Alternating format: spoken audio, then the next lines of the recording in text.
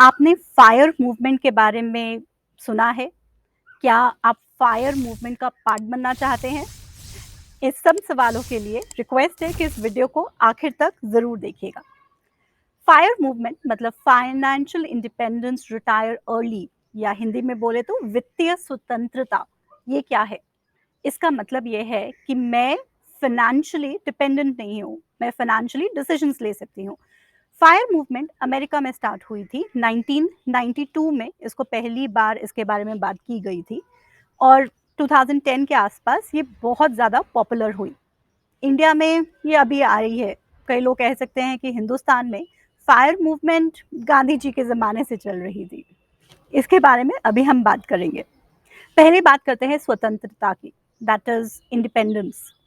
Financial independence एक मेरे हिसाब से ये सिर्फ ये बात नहीं है कि मेरे पास कितना पैसा है, it is a state of mind. उसके लिए ज़रूरी है कि हम समझें कि हमारा फाइनेंशियल माइंडसेट क्या है, हम पैसे के बारे में कैसा सोचते हैं। जैसे कि हम ब्रॉडली 4 तरह के फाइनेंशियल माइंडसेट्स देख सकते हैं मेरे हिसाब से। पहला आता है consumption financial mindset. Consumption financial mindset का मतलब है कि मैं चाहती हूँ कि मेरे पास इतना पैसा हो कि मैं किसी भी दुकान में जाऊँ, तो वहाँ पे अपनी मनपसंद चीज़ उठा सकूँ। मुझे जो गाड़ी पसंद है, वो बेस्ट गाड़ी होनी चाहिए। Consumption financial mindset. इसका बिल्कुल ऑपोज़िट आता है, उसका उल्टा आता है, जिसे कहते हैं फ्रूगल फाइनेंशियल माइंडसेट या फिर आप कह सकते हो सन्यासी फाइनेंशियल माइंडसेट, जो कहता है, मुझे सिर्फ़ रोटी, कपड़ा, मकान, शायद इंटरनेट, इतने ही पैसे की ज़रूरत है, मुझे इससे ज़्यादा पैसा नहीं चाहिए। मैं नहीं चाहता कि मैं जो खरीदना चाहूँ मैं खरीद सकूँ। आई एम ओके अगर मैं अपनी ड्रेस रिपीट कर रही हूँ, आई एम ओके अगर मैं बेस्ट रेस्टोरेंट के बजाय घर का खाना खा रही हूँ। वो हो गया फ्रूगल फाइनेंशियल माइंडसेट। इसके अलावा एक और माइंडसेट आता है जिसे कहते हैं लेगेसी फाइनेंशियल माइंडसेट। मतलब मुझे पैसा कमाना है, मुझे पैसा चाहिए सिर्फ़ अपने लिए ही नहीं, अपनी आने वाली पीढ़ियों के लिए भी मुझे पैसा जमा करना है। और फिर आखिर में एक माइंडसेट आता है जिसे मैं कहूँगी ड्रिफ्टर माइंडसेट या फिर लूसिड माइंडसेट। जिस डायरेक्शन में ज़िंदगी जा रही है उसको बस बहने दो। मुझे पैसे के बारे में सोचना ही नहीं है। मैं पैसा कमाऊँगा और रखूँगा। मैनेज करना ये सब काम मुझे नहीं आते। ये मैंने आउटसोर्स करके रखे हुए हैं अपने स्पाउस को या अपने पेरेंट्स को। मतलब मुझे उससे कोई मतलब नहीं है, मैं पैसे के बारे में सोचता ही नहीं हूँ। ये 4 अलग-अलग तरह के माइंडसेट हो गए। ज़रूरी है क्या हम पहचानें कि हम इस माइंडसेट में जी रहे हैं, किस माइंडसेट हमारा है, तभी हमारे लिए स्वतंत्रता पॉसिबल है। इंडिपेंडेंस, फ्रीडम का मतलब हर किसी के लिए अलग है। हमारे देश को 15 अगस्त 1947 में आज़ादी मिल गई थी। लेकिन बहुत सी चीज़ें हैं, चाहे वो गरीबी है, चाहे वो जातवाद है, बहुत सी चीज़ों में हम आज तक भी पूरी तरह से स्वतंत्र नहीं हैं। तो स्वतंत्रता का मतलब हिंदुस्तान में ही हर किसी का अलग-अलग हो सकता है। उसी तरह फ़ाइनेंशियल स्वतंत्रता या वित्तीय स्वतंत्रता, फ़ाइनेंशियल इंडिपेंडेंस, इसका मतलब हर किसी के लिए अलग-अलग हो सकता है डिपेंडिंग ऑन कि आपका कौन-सा माइंडसेट है। मैं अगर अपनी पर्सनल एक्सपीरियंस से बात करूँ, तो मैं अलग-अलग माइंडसेट पे अलग-अलग टाइम पर ज़िंदगी में रह चुकी हुई हूँ। मैं ड्रिफ्टर या ल्यूसिड माइंडसेट पे थी, जहाँ पर मैं पैसा कमा रही थी, सुबह दफ़्तर जाती थी, शाम को वापस आती थी, पर वो मेरा पैसा कहाँ जा रहा है, कहाँ इन्वेस्ट हो रहा है, कैसे मैनेज हो रहा है, इसके बारे में ना मैंने सोचा, ना मैं सोचने में इंटरेस्टेड थी। मैं कंज़म्पशन माइंडसेट के थ्रू भी जा चुकी हूँ, जहाँ पे मैंने बहुत शॉपिंग की है, बहुत रेस्टोरेंट्स में जाके बेस्ट खाना खाया है और पैसे से मस्ती मारी है। और कहीं न कहीं एक और माइंडसेट भी है, जिससे मैं फ्रूगल माइंडसेट है, जिसे मुझे मेरी एक बेसिक रिक्वायरमेंट्स हैं, वो पूरी हो जाएँ, तो मैं अपने आप को स्वतंत्र मानूँगी।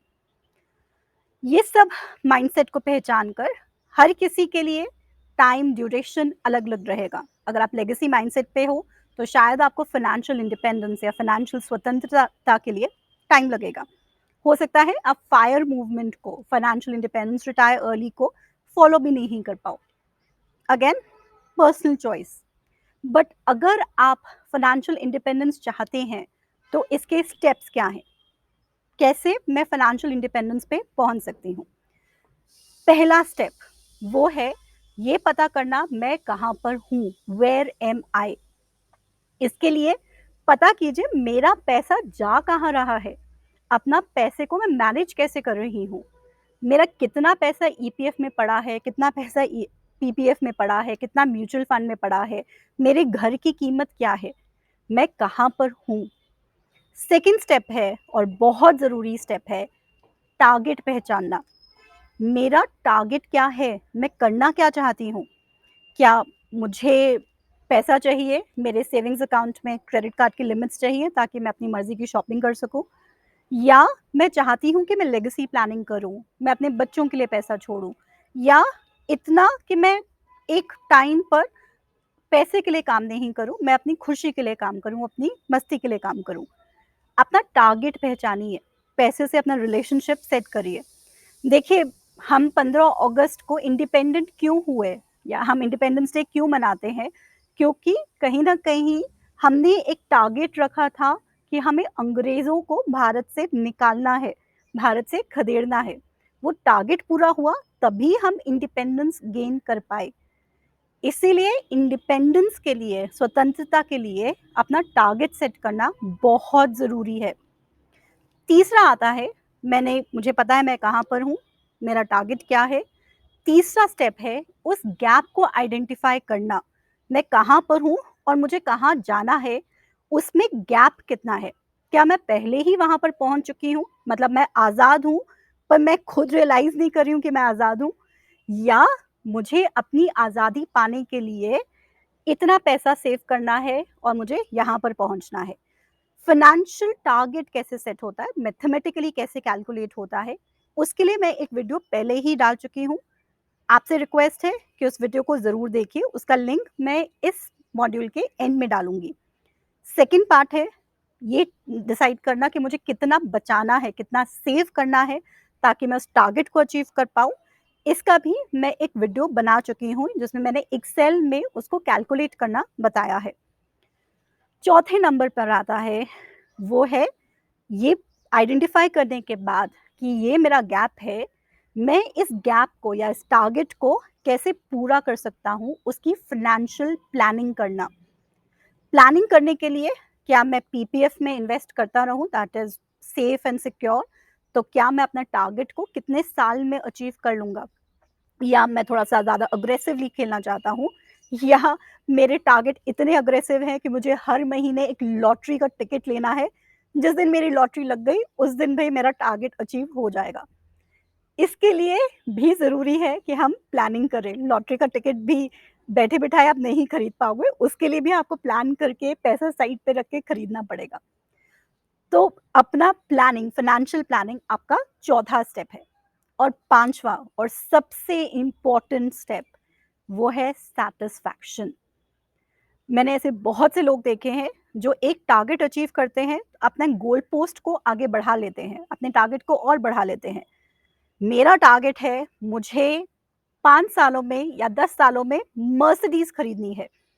10 सालों में मैंने मर्सिडीज़ खरीद ली, लेकिन बाय द टाइम मैंने मर्सिडीज़ खरीदी, तब तक मेरा टारगेट आगे बढ़कर बेंटली का हो गया था। मैंने एक कपड़े खरीदे या मैंने एक मकान बनाना चाह रहा था, मकान बना लिया, लेकिन भई मेरे पड़ोसी का या मेरे रिश्तेदारों का अब तो मुझसे बड़ा घर बन चुका है, तो मुझे इस घर में सैटिस्फैक्शन नहीं है। अगर आपको सैटिस्फैक्शन नहीं है, अगर आप ये 5वां स्टेप नहीं अचीव करोगे, तो आपका फाइनेंशियल स्वतंत्रता या financial freedom, financial independence possible ही नहीं है।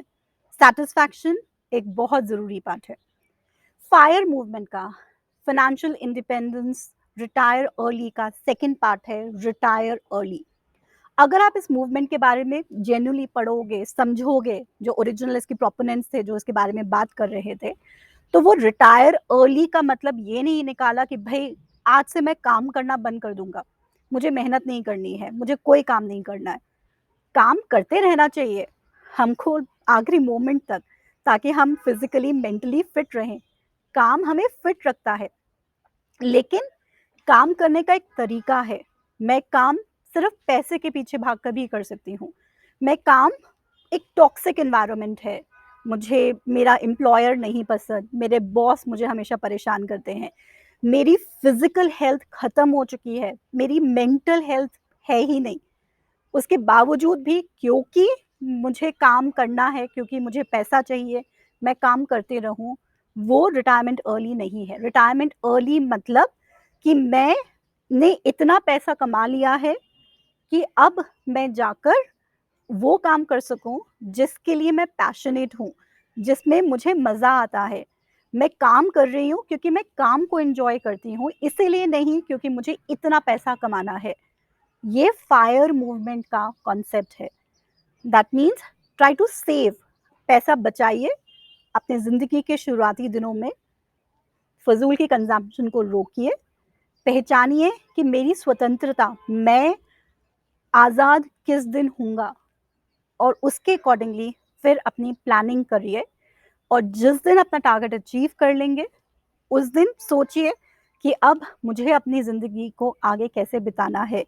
मुझे रिटायर जद्दोजहद से या रिटायर टॉक्सिक एनवायरनमेंट से कैसे होना है। ये एक कॉन्सेप्ट है फायर का। मैं इसके बारे में और बात करूँगी। मैंने आपको मैथमेटिकल कैलकुलेटर्स पहले ही अपने पुराने थोड़े वीडियोज़ में डाल के दिए हुए हैं। जैसे मैंने retirement calculator, taking decision between taking a loan या फिर म्यूचुअल फंड को मैं रिडीम करूँ। कंपाउंडिंग का बेनिफिट क्या है? ये सारे कॉन्सेप्ट्स अगर आप अच्छे से समझते हैं, तभी आप फायर मूवमेंट के असली प्रोपोनेंट बनेंगे, असली बिलीवर बनेंगे। Thank you for joining. Do watch my earlier videos on personal finance, which I have updated as a playlist. Do not forget to subscribe so that you can keep getting update on banking and finance related topics. Thank you so much.